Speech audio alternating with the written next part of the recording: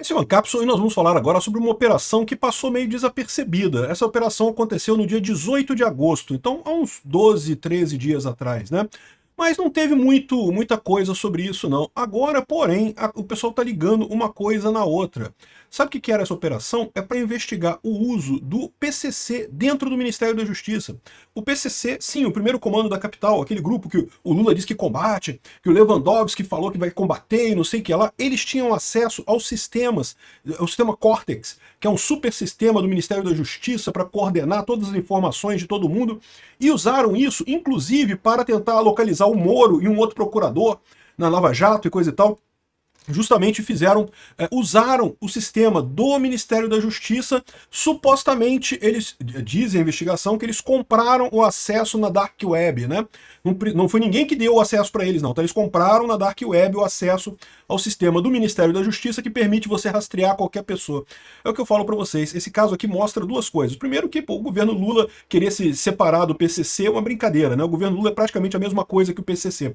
E segundo que como que estruturas hierárquicas estão fadadas ao fracasso com a informação descentralizada e distribuída, né? Você unificar informações, que é justamente a ideia da tal da PEC da segurança pública, né? Unificar tudo. Não, vamos cuidar todas as informações no Ministério da Justiça, o governo federal controla tudo agora.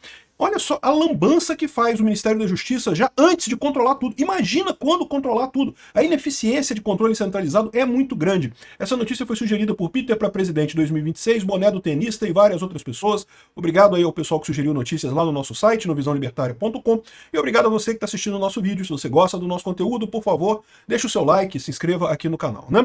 Bom, o primeiro veículo que veio com essa notícia foi o Bastidor, tá? O Bastidor falou aqui sobre, no dia 18 de agosto agora, sobre essa operação, operação e-fraude, um negócio assim, operação da PF chamada e-fraude.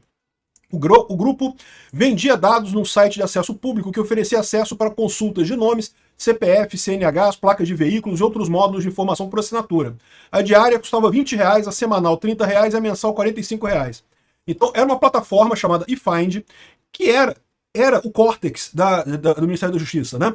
Então vamos entender essa história. Esse projeto do Cortex já existe há algum tempo, tá? Até antes. Acho que foi começou na época da Dilma. E esse Cortex é montado da seguinte maneira: você tem que ter, no Brasil, você tem algumas bases de dados que são estaduais. Por exemplo, a base de dados de RG. O RG é do seu estado, né? Não é federal. Não só isso, placa de carro também estadual, né? E processo na justiça, muitas vezes, dependendo do processo, também está só naquele estado e coisa e tal. Então, qual que é a ideia desse sistema? A ideia não é ruim, tá? É você oferecer um ponto único para que um policial, por exemplo, saiba se uma pessoa tem um mandado de prisão. Até pouco tempo atrás não tinha isso no Brasil, cara. Às vezes você tinha um mandado de prisão para você na Bahia, você estava no Rio de Janeiro, a polícia te parava numa blitz, pegava seus documentos, olhava tudo ali, mas eles não tinham como saber que tinha um mandado de prisão para você, só que estava na Bahia, entendeu? Então, assim, até faz sentido haver um sistema unificado desse tipo de coisa para você saber essas informações, saber se a pessoa é procurada, enfim, se tem alguma coisa assim, né? Só que o que acontece nesse caso, né? Entra aí a ineficiência estatal. O Estado adora construir essas máquinas super poderosas com um monte de informação para juntar a informação de um monte de gente, mas não está nem aí para a segurança desse troço. A segurança desse troço é crucial, porque se qualquer um puder acessar esse sistema e verificar a identidade, placa de carro e coisa e tal, imagina a loucura que seria, né? Para você ter uma ideia, esse sistema ele é ligado com um mecanismo que usa as câmeras de vigilância de trânsito para saber onde o carro está passando. Então, por exemplo, se você entra uma placa de carro, ele pode te dizer onde que essa placa de carro passou por alguma câmera nas últimas horas, né? Então, ou seja, você fica sabendo onde é que a pessoa está, basicamente, né? Pelo menos numa região em que a pessoa está. Mais uma vez, se fosse para perseguir um bandido, se fosse para procurar uma pessoa que realmente cometeu um crime, coisa e tal, não, beleza, faz todo o sentido do mundo. Mas imagina isso na mão do PCC, né? E foi exatamente o que eles fizeram. Eles usaram essa ferramenta para perseguir o Moro. Aqui, ó, conversas eram mantidas no aplicativo de mensagens chamado Nicegram. Certamente pegaram o Telegram é código aberto, fizeram um aplicativo diferente e mostram que os controladores do iFind sabiam que integrantes do PCC, a maior facção criminosa do país, usavam o módulo radar da plataforma para monitorar o Moro. Essa funcionalidade é alimentada por dados do sistema de radares da Polícia Rodoviária Federal e permite monitorar em tempo real o deslocamento de veículos. A tecnologia está integrada ao Cortex, sistema de vigilância do Ministério da Justiça, de onde eram roubados os dados usados no site integral. Na verdade, nem eram roubados os dados, tá? O pessoal desse site aqui tinha credenciais de entrada lá, comprou ou então obteve na Dark Web, não sei como, obteve informação sobre como, né, o login e senha de alguém para acessar o site e usava isso para pregar essas informações. Vocês sabem, né? Eu trabalhei muitos anos com segurança da informação, então eu já aponto um problema claro aqui. Se esse negócio já existe há meses e não tinha sido identificado ainda, isso significa que existe zero controle sobre rastreabilidade no sistema, porque deveria automaticamente alertar. Olha só, o funcionário tal assim, ele está acessando muitas informações aqui, porque na verdade não era uma pessoa, era um sistema fazendo interface ali, né? Isso certamente apareceria em qualquer relatório de atividade, de monitoramento, de rastreabilidade de sistemas, né? Então, certamente o Ministério da Justiça não faz isso aqui, o que é um absurdo, contra todas as práticas de segurança. Esse tipo de sistema, existe um risco enorme do chamado abuso de poder, né? Quando o usuário usa o sistema para coisas que ele não tem o direito de usar. Ele tem o direito de usar pelo sistema. Deixa eu explicar. Imagina um policial que pode procurar alguém porque suspeita que a pessoa está roubando, cometeu um roubo. Beleza, o cara tem o direito de entrar lá, o nome da placa da pessoa que ele acha que roubou e não sei o que lá, para saber onde é que o carro está passando. Isso é o direito dele. Só que aí ele está desconfiado que a mulher dele está indo num motel com o vizinho. Aí, pô, ele tem acesso ao sistema, ele vai lá, bota a placa do carro da mulher dele para ver se a mulher dele passou no radar perto do vizinho ali, né? Isso é abuso de poder. Ele não pode. O sistema é usado para perseguir criminosos. Não é para o cara fazer fofoca da mulher dele, não é para o cara ficar vigiando a mulher dele. Isso é um absurdo, né? Mas como é que você faz nesse caso? Porque você não pode proibir o cara de usar o sistema, ele precisa usar o sistema para a função dele. Então você resolve isso com rastreabilidade, você registra cada pedido que ele fez no sistema e você faz uma checagem depois para ver se ele fez pedidos apenas de coisas que realmente tinham ali uma lógica por trás da coisa, né? É assim que se faz. Os bancos fazem isso num monte de situação. Banco também tem esse problema, tá? Porque, assim, é lógico. Por exemplo, o gerente, ele pode fornecer um empréstimo para alguém. É o papel dele, ele vai avaliar o seu risco ali. Se ele achar que você está adequado, ele vai lá e autoriza um empréstimo para você. Agora, se chegar o tio do irmão do gerente lá, e o tio do gerente é todo quebrado, todo ferrado, mas o gerente vai lá e autoriza do mesmo jeito o empréstimo para ele. É abuso de poder do mesmo jeito. O gerente tem direito de acessar aquela função no sistema, mas não pode fazer aquilo de forma aleatória. Tem que fazer dentro de um processo, dentro de um mecanismo, né? Então, dá para ver que não tem nada disso no Cortex, né? No Cortex é lixo. O pessoal vai lá, faz pesquisa à vontade, no que quiser. Aí, ou seja, o Cortex é isso aqui, ó, tem aqui, ó, Guardião do Brasil, Plataforma Cortex, Ministério da Justiça e Segurança Pública, Secretaria de Operações Integradas, né? Então tá aqui o sistema, não tem acesso, evidentemente, né? Teria que ter acesso especial para entrar nele aqui. Eu só chego aqui na página de notícias sobre ele, mas o pessoal desse grupo que fez o iFraud já estava fazendo, a Polícia Federal fez um ataque nisso aqui, aí agora o Lewandowski falou que vai fechar o sistema e vai fazer uma avaliação de segurança do sistema para evitar esse tipo de ataque, não sei o que lá e coisa e tal. Agora que já, né, pegaram as informações todas lá, é o problema justamente do que eu falo da LGPD, né? A LGPD supostamente é para evitar roubarem os seus dados, mas ela penaliza só entidades privadas.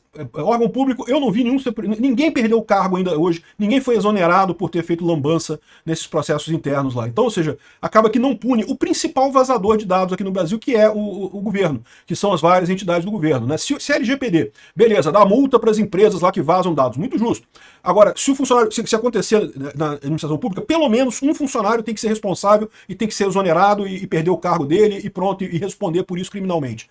Se tivesse isso, seria até justo, mas não tem. A LGPD, pode fazer um procedimento administrativo para investigar, ou seja, dá em nada nunca, né? Aqui, ó, tem também a Gazeta do Povo falou sobre isso também. PF expõe invasão da inteligência artificial espiando o governo federal. Então o governo federal montou essa Cortex, né? Que, olha só, não é bem espiã, tá? Assim, é porque, em tese, esses dados já estão em outros sistemas do governo. O que ela faz, na verdade, é unir essas informações todas num sistema só. Mas isso faz uma diferença danada. Você consegue fazer um rastreamento da vida do cara completo ali. É realmente uma ferramenta muito poderosa. E, de novo, se for usada para perseguir bandidos, problema nenhum, tem que perseguir mesmo, não tem nada errado. Outros países têm ferramentas similares também. O problema é que do jeito que foi feita essa ferramenta, ela virou uma ferramenta aberta que qualquer um faz pesquisa de qualquer coisa, e aí você gera esse tipo de problema, porque no final das contas, primeiro permite que policiais mal intencionados ou pessoas dentro do Ministério da Justiça mal intencionados façam pesquisas indevidas nisso daqui, E segundo, que se venderem esse acesso, né, o pessoal do PCC estava usando para perseguir esse negócio, né? Uma coisa realmente absurda isso daí. Ou seja, se o PCC quiser te pegar, meu amigo, aqui, ó, operação em fraude, isso aconteceu agora, 18 de agosto, agora há pouco, né? Investigações da PF é indício que o Cortex foi utilizado por criminosos ligados ao PCC via o iFind para monitorar e colher informações sobre o senador o Sérgio Moro, o promotor Lincoln Gakia, não sei se é Gakia que se pronuncia, imagino que seja, do Ministério Público de São Paulo, considerado inimigo número 1 da facção, né? Aliás, lembra que essa operação do PCC, que foi lá em São Paulo, né, que foi essa operação grande, começou no Ministério Público de São Paulo, tá? Começou em São Paulo. O governo federal pegou carona nela para botar a Faria Lima, para dizer que tinha que censurar as fintechs, tinha que botar mais requisito nas fintechs, monitoração nas fintechs e coisa e tal. Enfim, a operação foi deflagrada pela PF no começo do ano passado, mas os detalhes sobre o uso do Cortex pelo grupo criminoso vieram à tona apenas nos últimos dias. Então isso é uma coisa importante, tá? Essa operação não é de agora, não, foi feita ano passado, mas as informações que o PCC usava, essa coisa, só foi agora que saiu, né? O processo é sigiloso e tramita na 12ª Vara de Justiça do Distrito Federal. O site O Bastidor foi quem primeiro publicou esse tipo de coisa, né? Então, é realmente uma coisa para você ver o tamanho do problema do Brasil. O PCC usa o Ministério da Justiça para perseguir inimigos do PCC. Olha que maravilha. E esse é o cara que quer fazer essa estrutura de segurança pública, a PEC da segurança pública no Brasil todo. Não porque nós vamos fazer uma PEC unificada, tudo vai ficar na mão do Lewandowski para ele garantir a sua segurança. Cara, tu imagina esse pessoal, bicho? Tu imagina o nível de amadorismo que deve ter nessa turma, cara? Realmente eu fico assustado com isso. Porque, de novo, quiserem te perseguir, quiserem me perseguir, porra, a gente tá fudido, cara. Olha só, eles têm as informações todas lá. Aqui, ó, Epoch Times Brasil trouxe também uma reportagem sobre isso, aqui ele fala só as informações que eles têm por lá, olha só. CPF, endereço, telefone, biometria. Tem biometria sua lá, porque, né, se você foi no Detran aqui no Rio, você usa biometria no Detran. Se você vota aqui no Rio também, você usa biometria na urna, né? Dados do SUS, do COAF, da Receita Federal, registros policiais, boletins de ocorrência, histórico criminal, movimentações bancárias e voos de companhia aérea. Peraí, então não tem mais sigilo fiscal, né? Acabou o sigilo fiscal, sigilo financeiro, né? Não tem mais esse negócio de sigilo no Brasil. Todo mundo sabe de tudo lá no Ministério. Porque, em tese, para você fazer uma pesquisa, por exemplo, sobre movimentações bancárias e coisa e tal, você deveria ter uma ordem judicial. Você não deveria poder fazer isso sem uma ordem judicial, porque, afinal, é sigilo bancário, né? Deslocamentos de veículos via OCR em tempo real. Como eu falei, você passou com o seu carro em algumas câmeras, né? Não é qualquer câmera não, mas essas câmeras mais modernas, elas registram a sua placa de carro, leem a sua placa de carro e ó, passou aqui, ó, passou o carro aqui, né? E aqui, ó, em alguns cliques é possível mapear a vida de qualquer pessoa, né? Aqui, ó, mais de 10 mil clientes cadastrados, ou seja, 10 milhões de consultas mensais.